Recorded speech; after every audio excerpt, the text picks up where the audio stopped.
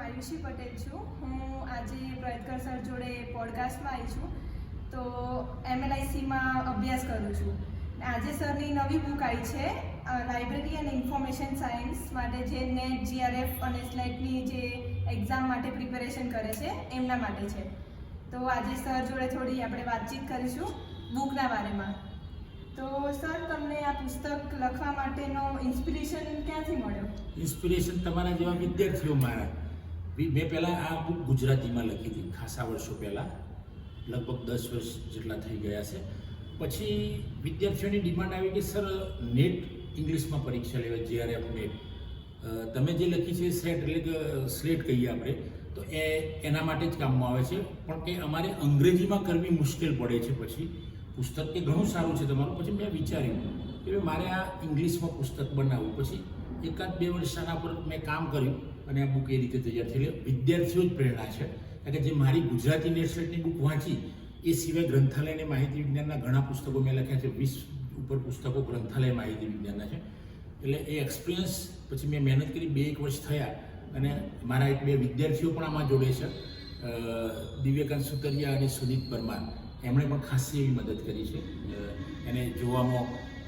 For example તો proof reading તો એ બંને વિદ્યાર્થીઓએ બહુ સરસ કામ કર્યું. બંને દિવ્યકાંત GRF ને નેટ છે અને સુનીત નેટ સ્લેટ બંને છે, અને ગોલ્ડ મેડલ પણ છે એને મળેલો. એટલે આ રીતે વિદ્યાર્થીઓનો. તો સર, આનું પુસ્તક લખવાનો મુખ્ય ઉદ્દેશ્ય શું છે?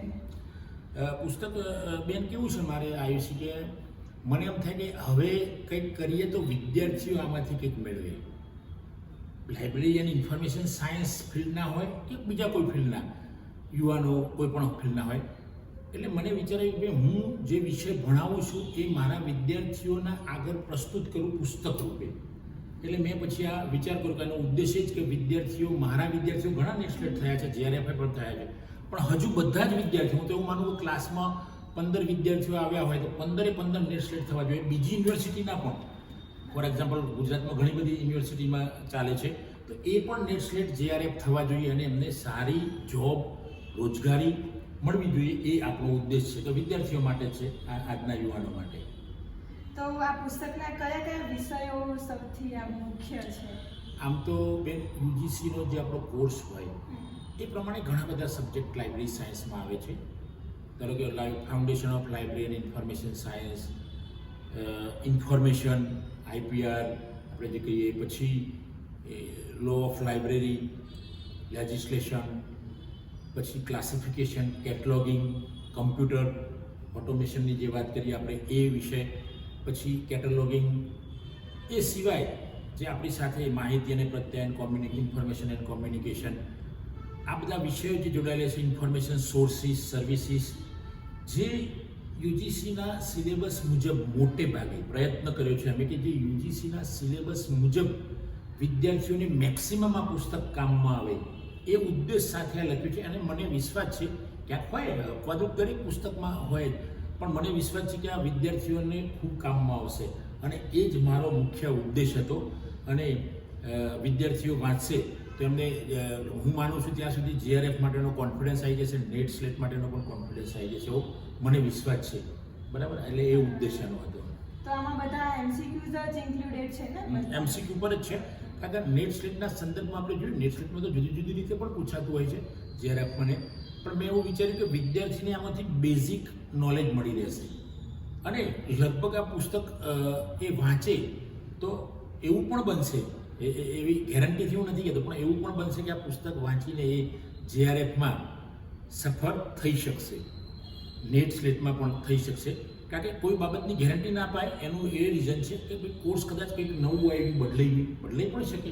એટલે આ પુસ્તક વિદ્યાર્થીઓને ઉપયોગી થશે હું કહું, પણ એવી ગેરંટીમાંથી ના કહેવાય કે ભાઈ તમે આમાં વાંચશો એટલે પાસ જ થઈ જશો કે નેટ આવો તો. એ તો એને મહેનત પણ કરવી પડશે, બીજા પુસ્તક રેફરન્સ સોર્સિસ પણ ઉપયોગ કરવો પડશે. આ તો માત્ર એકનું મોડેલ છે કે ભાઈ આવું તમે વાંચો. એટલે વિદ્યાર્થીએ મારા પુસ્તક સિવાય કોઈ પણ લેખકના નેટ સ્લેટના પુસ્તકો લાઇબ્રેરી સાયન્સના એ વાંચવા જ જોઈએ, સખત મહેનત કરવી જોઈએ. સખત મહેનત કરશો તમે પાસ થઈ જ જશો. કારણ કે હું નેટ પાસ છું, મારા 2 સાથે વિદ્યાર્થીઓ છે એ નેટ પાસ છે, મારી સામે આ જે વિડીયોગ્રાફર વિદ્યાર્થીની વિભા છે એ પણ નેટ પાસ છે. ઘણા બધા વિદ્યાર્થીઓ ગયા વર્ષે પણ મારા 3-4 વિદ્યાર્થીઓ નેટ સ્લેટ થયા છે. તો એ મને કહે કે સર અમે તમારું ગુજરાતી પુસ્તક વાંચ્યું, એ અમારે ખૂબ જ ઉપયોગી થયું. એટલે એ વાત છે એમાં. ઓકે, તો બધું એમાં નેસ્લેટનું જ આપેલું છે, બિલકુલ. બધા MCQs બેઝડ છે. બિલકુલ. અને આ પુસ્તક લાઇબ્રેરી સાયન્સ વાળાને કામમાં આવશે એટલા માટે કહું છું કે બીજા વિષયનો એમાં સમાવેશ આપણે કરેલો નથી. પણ લાઇબ્રેરી સાયન્સમાં કોઈ BLISC, MLISC, ઇન્ટિગ્રેટેડ MLISC કરતો હોય અથવા તો PhD કરતો હોય એને પણ આમાંથી નોલેજ મળી રહેશે. એટલે મોટા ભાગના આપણા ફિલ્ડ જે લાઇબ્રેરી સાયન્સ ફિલ્ડ છે એના મોટા ભાગના વિષયો અને એના ક્વેશ્ચન સમાવવાનો પ્રયત્ન કર્યો છે, બરાબર.